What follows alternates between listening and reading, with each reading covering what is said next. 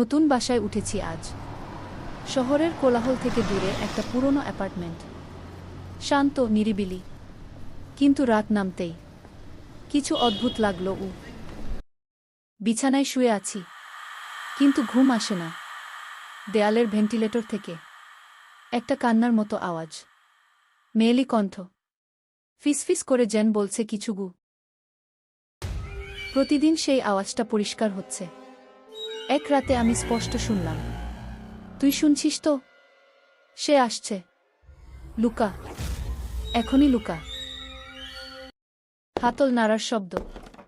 দরজার বাইরেই কেউ। দম বন্ধ করে খাটের নিচে লুকিয়ে পড়লাম।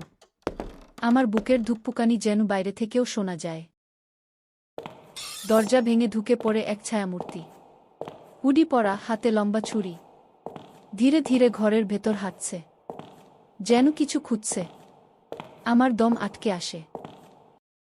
পরদিন পুলিশ এসে ভেন্টিলেটর খুলে দেখে ভেতরে একটা কঙ্কাল, ছেঁড়া জামা, আর একটা ছবি। আগের ভাড়াটিয়া। সে এখানেই খুন হয়েছিল। আর সেই কণ্ঠস্বর আমাকে বাঁচানোর জন্যই ফিসফিস করেছিল গু। ভেন্টিলেটরের ভেতরেও কেউ চিরকাল বেঁচে থাকে, কখনো সতর্ক করতে, আর কখনো প্রতিশোধ নিতে গু।